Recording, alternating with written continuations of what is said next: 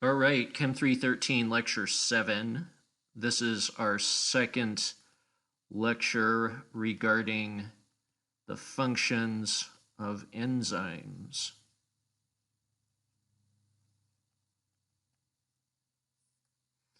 So this lecture is going to be a relatively short one, but I wanted to make sure that I didn't mix today's subject in with a lot of other stuff because it's relatively heavy. What we're going to do today is we're going to follow up with our previous discussion of enzyme function. So last time we introduced the Michaelis-Menten model for how enzymes work.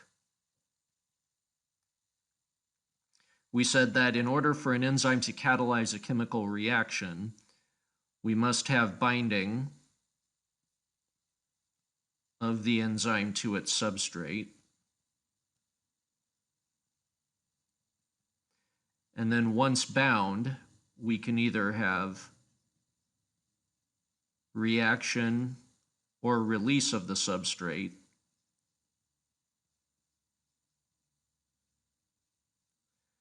And we have to assume that we have negligible reverse reaction taking place.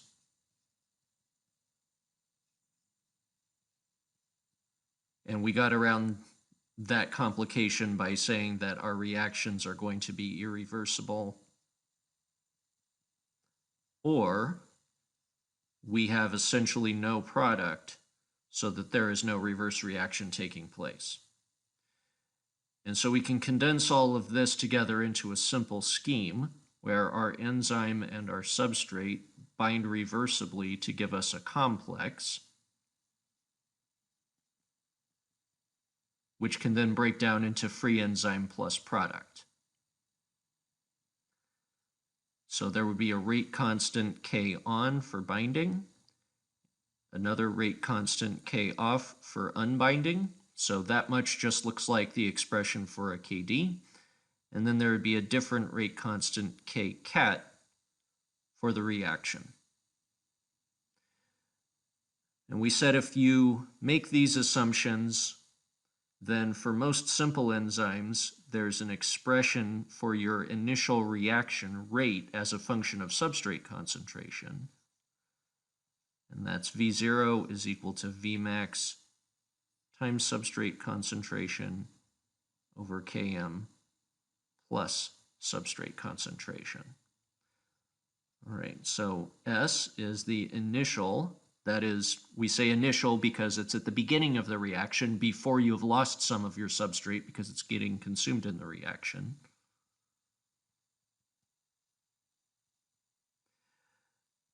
Vmax is our maximum velocity. That's the fastest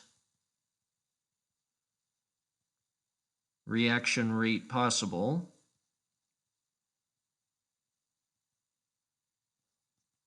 At that concentration of enzyme.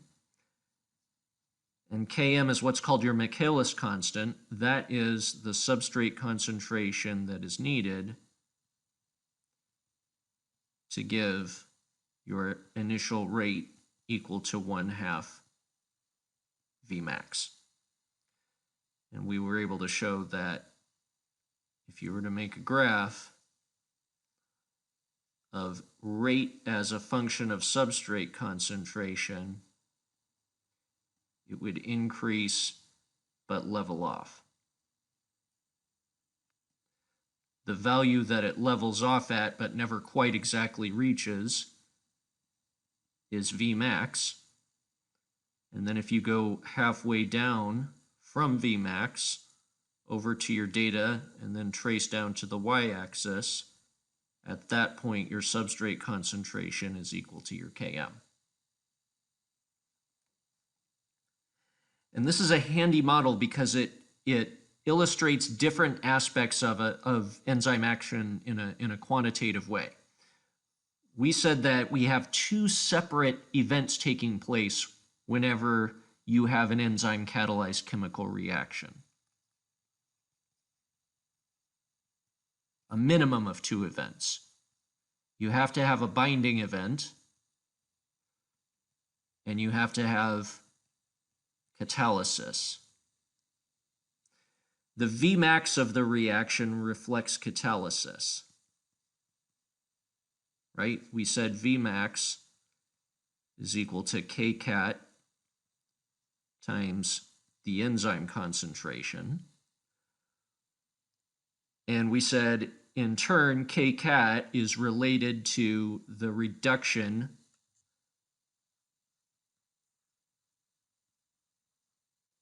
in the activation energy for the reaction. So the more you reduce your activation energy, the higher your Vmax. Km is related to binding of substrate.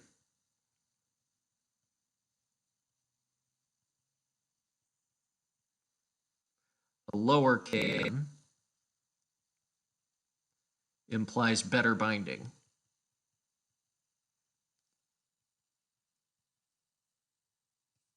Not necessarily stronger binding. I have to add that qualifier.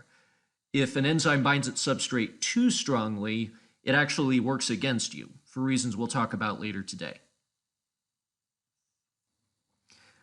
We also briefly talked about cooperative enzymes. So these are enzymes that do not behave according to the Michaelis-Menten model.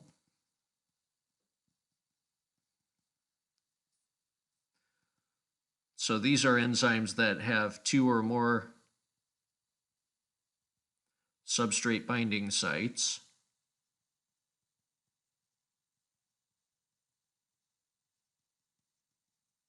By the way, the term for a substrate binding site is an active site. I forgot to mention that in the last lecture. And also 2 or more conformations that have different KMs.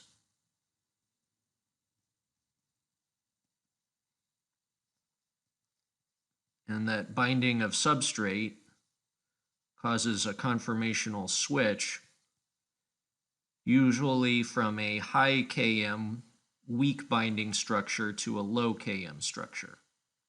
We call the high Km structure T and the low Km structure R. And the result of that is that if you have a cooperative enzyme, instead of having a hyperbolic curve like you do for a Michaelis-Menten enzyme, you have an S-shaped curve. You still level off at a Vmax, but you have an S-shaped activation curve. And the reason you have an S-shaped activation curve is because you've got 2 populations of molecules. Some of them are going to be in the T structure, and some of them are going to be in the R structure. So the S-shaped curve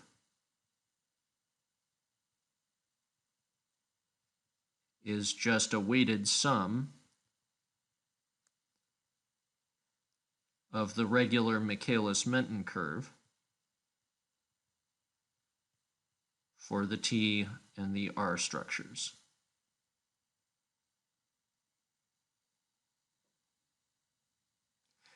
Okay, today we're going to take a look at these 2 events that occur in enzyme catalysis in detail. We're going to look at binding, and then especially we're going to look at catalysis. We said before that catalysis involves lowering activation energy for a reaction. The question is, how does an enzyme do that? All right, let's take a look at how enzymes actually work. So whenever enzyme catalysis occurs,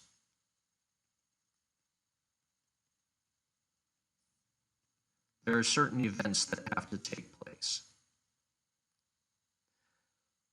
First of all, most importantly, we already said this one, the enzyme must bind to the substrates.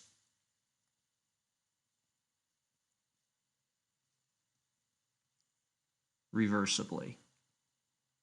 Okay, so they need to bind fairly strong, but not too strong.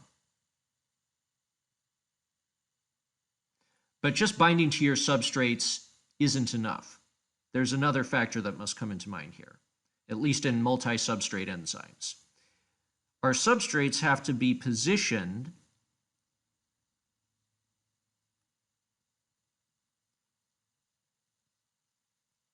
so that the correct parts of the molecule will react.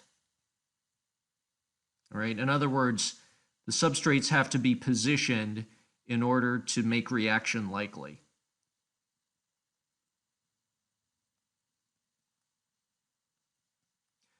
Why is that? Well, in biology, we have a lot of big, complicated molecules, and some molecules might be gigantic, and we just have this one hydroxyl group at one end of the molecule, and that's where our reaction is going to take place.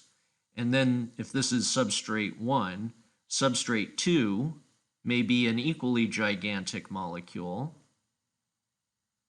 with just one carboxylic acid group on its surface.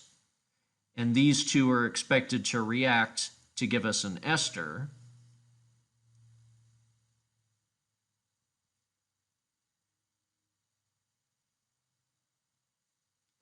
Right? We need to have a way to make sure that only these parts of the molecule will interact with one another.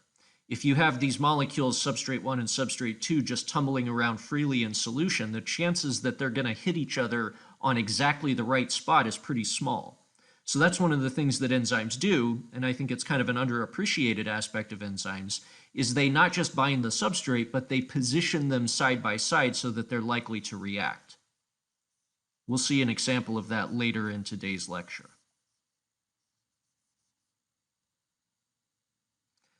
The third thing that enzymes do, and this is the most important thing that they do, is to lower the activation energy for the reaction. So you'll recall that activation energy is equal to the difference in energy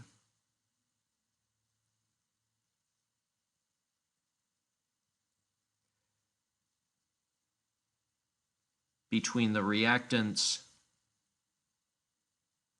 and the transition state. The transition state is the highest energy point in your reaction.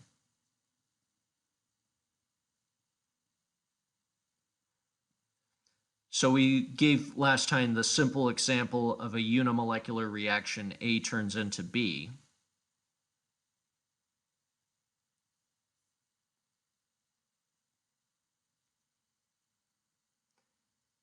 A starts off at some level of energy. It goes through some phase where it's capable of reverting to either direction, and then it falls forward into B.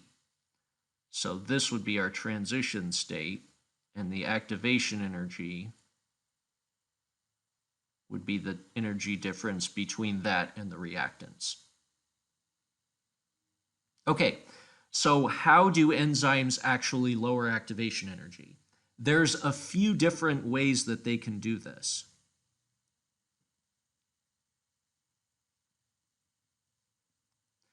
The first and most common way in which they do this is that they bind to the transition state, okay, by non-covalent intermolecular forces.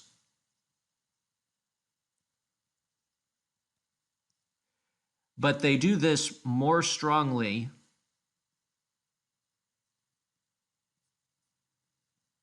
than they bind to whatever came before.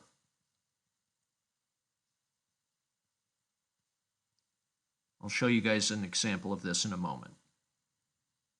Essentially, all enzymes do that. A second thing, not every single enzyme does this, but many do. That is, they provide a different mechanism for the reaction. So many enzymes will change the reaction mechanism so that you have a new mechanism that just happens to have a lower activation energy than the old one. How is that possible? Well, there's a lot of different ways that they can do this. A lot of times the enzyme actually participates in the reaction, right? So the enzyme can either act as an acid or a base in some cases. So for example, if you have an aspartate or a glutamate, its side chain has a carboxylic acid group in it, and that can function as an acid, which can then react with your substrate.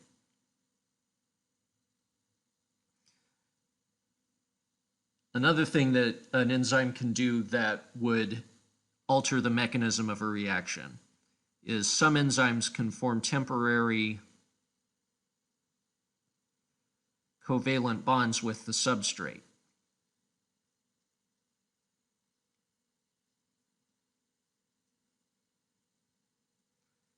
So we'll see some covalent intermediates.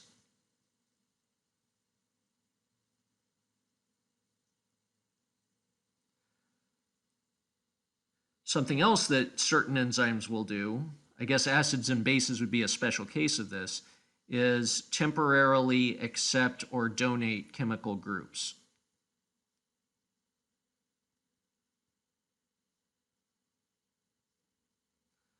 So for example, some enzymes can accept or donate amine groups temporarily. And usually when they do this, these are for exchanging them between two substrates.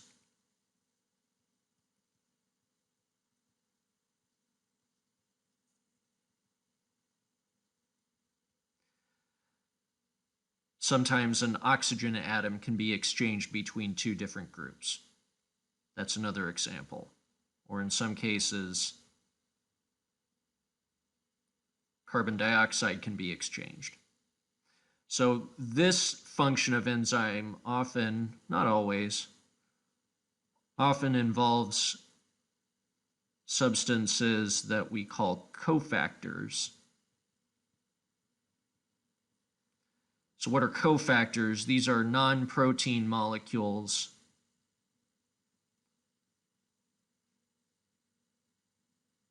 that are essentially permanently bound to the enzyme and are needed for function.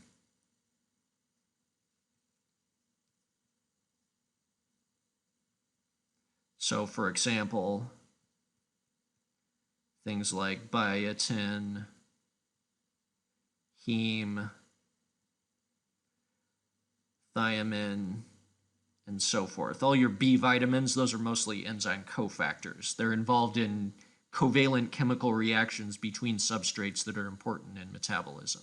And we're going to see some of those later in the quarter. So let's take a look at a hypothetical example. I don't believe there's any enzyme that actually catalyzes this reaction.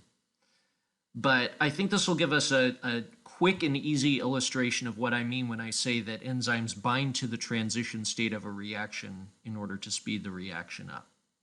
So let's take a look at an acid-catalyzed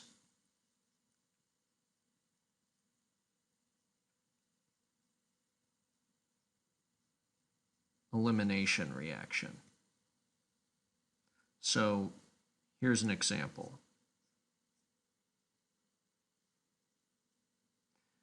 We've got, what would this be? Sec-butyl alcohol.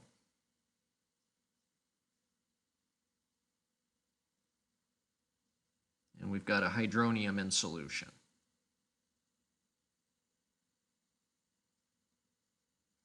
So what would an acid-catalyzed elimination reaction look like? Well, first of all, OH is not going to pop off of a hydrocarbon like this, so what we have to do is protonate it.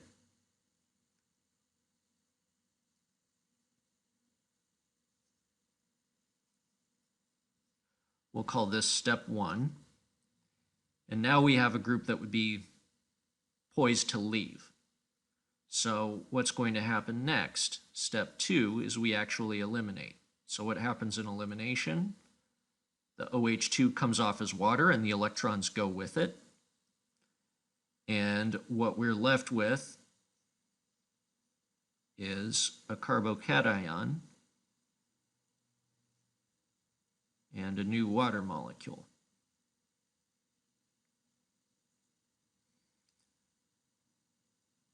Okay, now what's going to happen?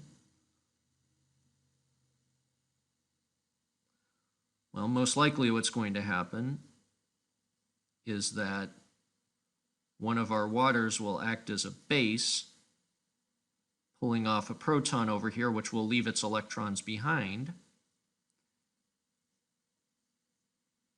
leaving us with an alkene and water, and we get our H3O plus back at the end of the reaction, right? Because that's one of the key features of catalysis, is that you must get your catalyst back at the end of the reaction. Now, I know we say here that this is an acid-catalyzed elimination reaction, but nonetheless, an enzyme could also catalyze this reaction. Step 2 is going to be the rate-limiting step in this reaction. You can just take my word for that. All right, I don't expect you guys to look at a mechanism of a reaction and tell me what the rate-limiting step is. That's outside the scope of this course. So what does that mean? That means that if we were to draw a free energy diagram for this whole reaction, assuming that the reaction is favorable and spontaneous, probably it would look something like this. We have a certain amount of free energy for our reactants, and then for every step we have a small activation energy barrier, right? So we would probably have that be step 1, and we would end up with our protonated alcohol. And then we have our rate limiting step, which is going to have the highest activation energy. And then this intermediate here looks like it's pretty unstable, so that's probably going to be higher in energy. But then after that, we have our third reaction. And then we have products. So our activation energy for this reaction is going to be that. And so how could we catalyze this reaction? Well, the catalysis involves lowering the activation energy. So how might we do that? Well, the idea would be that we somehow make our transition state lower in free energy. How do we do that? By stabilizing it.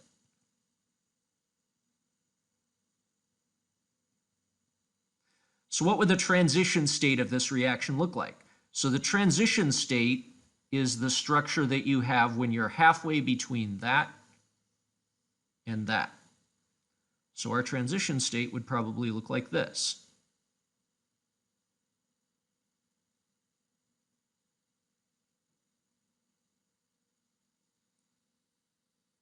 We have a half-formed, or actually half-broken bond from oxygen to carbon. Because this is becoming water, it no longer is having a whole positive charge on it. It's only a partial positive charge. And we have a partial positive charge on that carbon that it was attached to, because that's in the process of becoming a carbocation. So I'm going to redraw my reaction here to show formation of this transition state in place of the intermediate that we just had. And to indicate that something is a transition state, you put it in square brackets.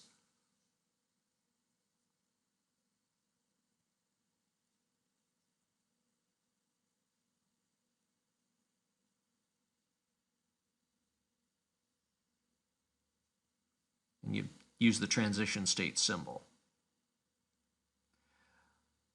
All right, so how can we lower the free energy of this transition state? Let's form non-covalent intermolecular forces for binding. How can we do that? Well, we said before that we want, whatever happens, we want our transition state to be bound more tightly than our substrate. So probably what's going to happen is that in our active site of the enzyme, there will be something like, for example, this is not necessarily the case, it's just an example I came up with. we've got an asparagine side chain. And you'll recall, if you remember your amino acids, that the asparagine side chain has an amide, right, with a carbonyl. This carbonyl is a polar bond. We've got a delta plus on the carbon, and we got a delta minus on the oxygen. So if this asparagine is positioned such that this carbonyl is pointing at that carbon atom right there, then what's going to happen in our transition state? In our transition state, we now have the partial negative end of a dipole pointing at this partially positive charge in our transition state. We now have a dipole-dipole force between the enzyme and the transition state. And what that is going to do is stabilize the transition state. So if you remember solvent effects from organic chemistry, if your transition state is more polar than your reactants, then your reaction is going to go faster in a polar solvent. It's basically the same thing. It's just that the enzyme in this case is functioning as our solvent. Now, you may be thinking, well, wait a minute, this is already a polar bond. The carbon to oxygen bond is already polar, so we already have a dipole-dipole force in the substrate. Well, yes, that's true, but this one is going to be stronger. And why is that? That's because here we have a partial positive charge. So this partial positive charge is much more intense. There's more charge there than there is in the substrate complex. And so as a result, even if binding of your reactants stabilizes your substrate complex, we have a net increase in the strength of our binding when we form the transition state.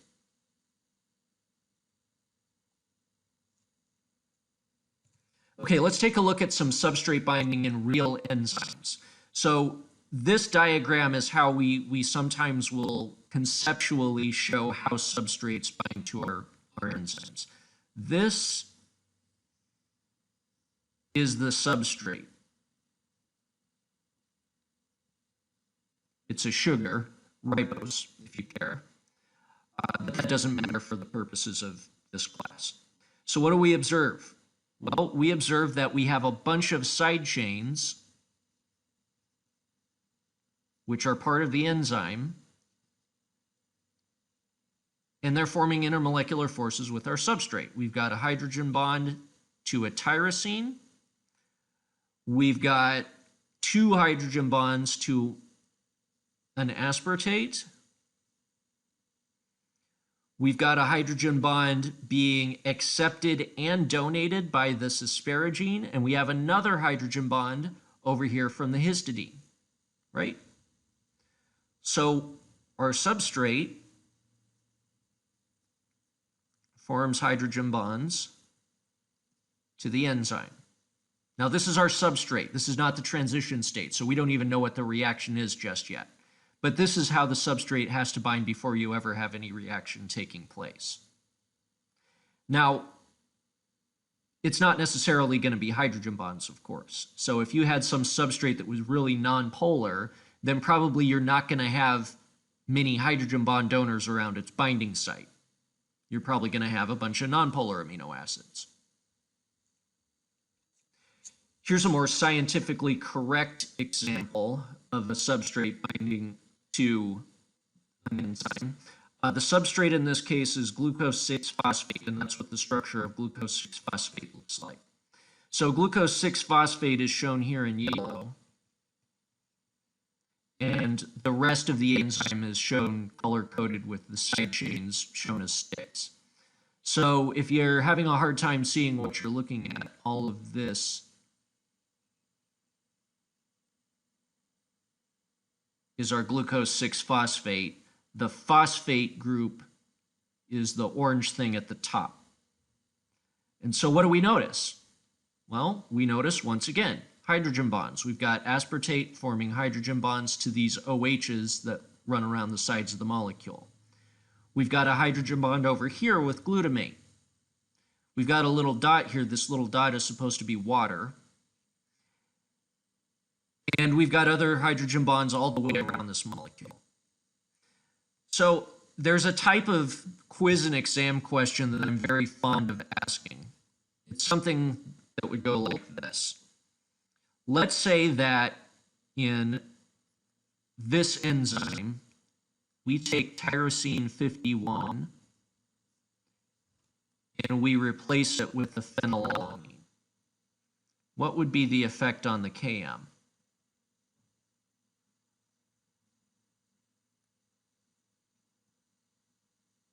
What do you think? Well, for tyrosine, this is what our side chain looks like. And for phenylalanine, it's the same thing, but without the OH. So that means if we were going to replace this with phenylalanine, it means we wouldn't have an OH here anymore, and therefore we wouldn't be able to form our hydrogen bond. So we said, what is Km? Well, Km reflects the effectiveness of binding between the enzyme and the substrate. So if you knock out a hydrogen bond, you're making it harder for your substrate to bind. So what's going to happen is that the Km will go up. So you should be able to look at the structure of an enzyme substrate complex and ask yourself questions like that. What would be the effect on the Km if I replaced this amino acid? Or what would be a way that we could lower the Km? Would that be possible? Another example of that would be in this enzyme over here. On the right, let's say that we take our pH, which is initially at 7.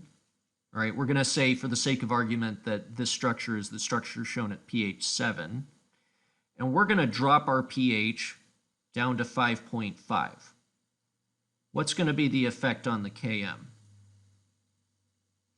All right, so let's assume, and this is a big if, but let's assume that pH 5.5 is not low enough to unfold the protein. So most proteins will lose their structure if the pH gets too high or too low. But in this case, let's say that the protein stays the same shape. It's just that anything that has a pKa between 7 and 5.5 is going to become protonated. Well, what amino acid has a pKa between 7 and 5.5? Histidine.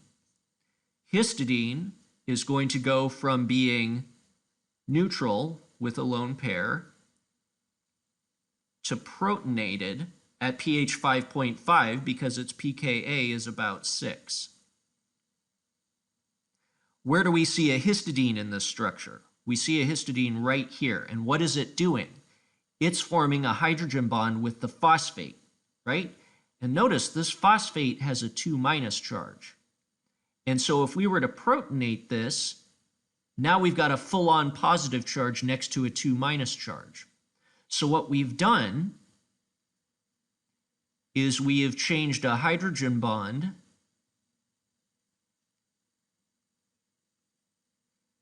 into an ion pair.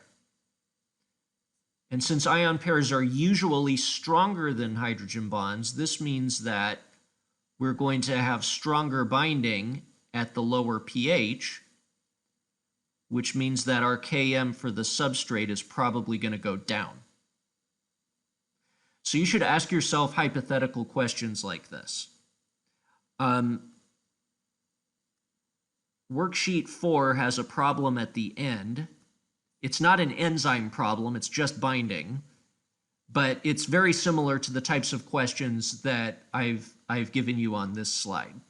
There's another problem on worksheet 5, which is also very similar. Okay, let's look at an example of a real enzyme. So this is an enzyme that we're going to see later in this course when we talk metabolism. This enzyme is called malate dehydrogenase.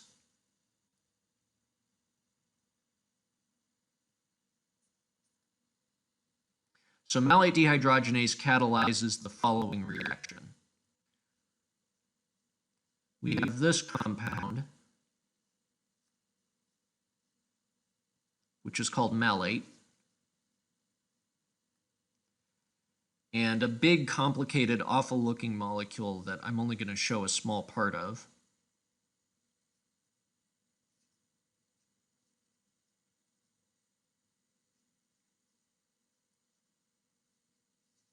This is called NAD+. And these two substrates react with one another. And this is an oxidation-reduction reaction. So what happens is our alcohol gets oxidized to a ketone.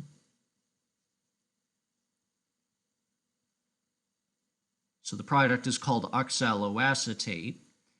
And the NAD plus gets reduced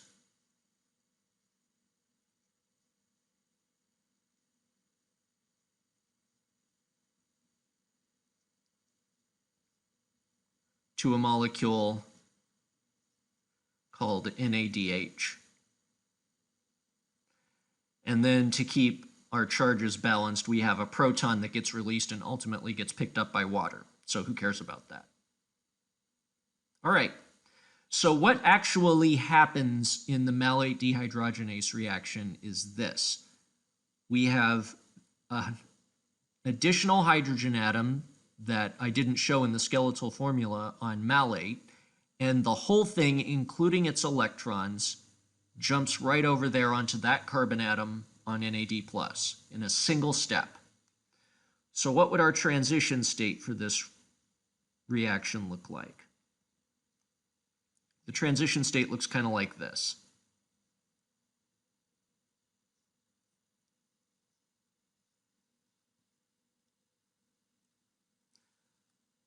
We have our oxygen, which, by the way, has to lose a proton in order for this to happen. And down here, it's losing a hydrogen that is forming a bond to this ring in NAD+.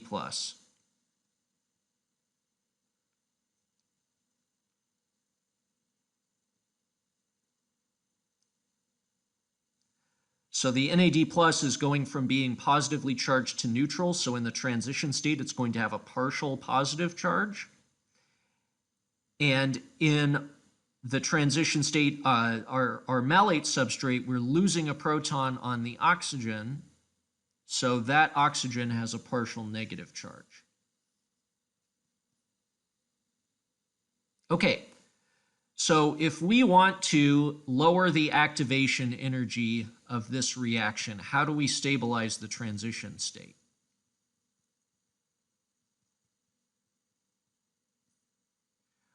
Well, let's form some sort of intermolecular force with either the delta minus on malate or the delta plus on NAD+. Okay? Now, as it turns out, the delta plus on NAD+ does not happen. And the reason for that is because, remember, this delta plus is going away. But this partial negative charge is building up. So if we can form some sort of ionic interaction with this delta minus, because this delta minus is increasing in magnitude in the transition state, it will be stronger in the transition state than in the substrate.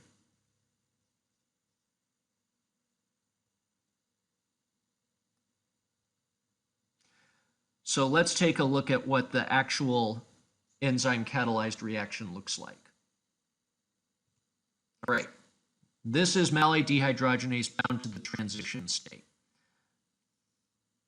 This whole part here is our transition state. This is malate halfway converted to oxaloacetate. So what do we observe? We've got our oxygen that has a partial negative on it in the transition state. We have our NADH, which is going to have a partial positive on it, but this diagram doesn't show it. This whole thing here is NADH. That's why I didn't draw the structure of the whole molecule. But this is just the ring part, and this is where the actual action happens. So what do we notice is happening in the active site of this enzyme? Well, we've got these arginines. So arginine 171 and arginine 102. What do? They form ion-ion interactions with the carboxylic acid groups of malate. Same over here. So what is that doing? That's helping to bind the substrate.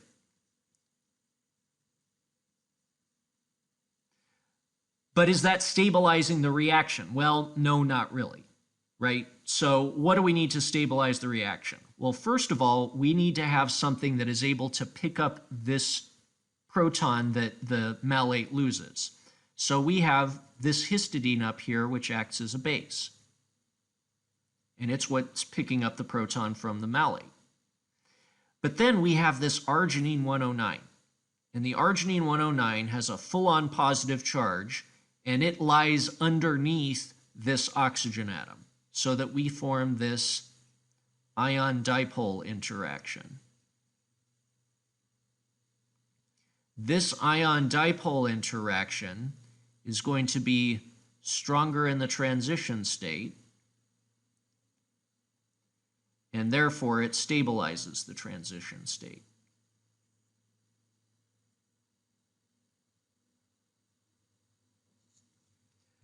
Okay, so here's a couple of practice questions that I'm going to give to you guys just to work on your own time.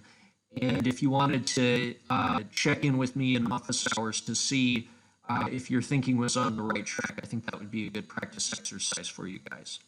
So let's say that this enzyme binds an allosteric regulator that prevents this mobile loop from closing. So the arginines 109 and 102, one of which binds the substrate only, and the other one which binds the transition state. They're on this mobile loop, and when the substrate binds, this part of the molecule just sort of closes in on top of it. So let's say that we have an allosteric regulator that prevents this mobile loop from closing in. Is this going to affect the KM for oxaloacetate? That should be malate. It's Vmax or both, right? And is this going to be an activator or inhibitor?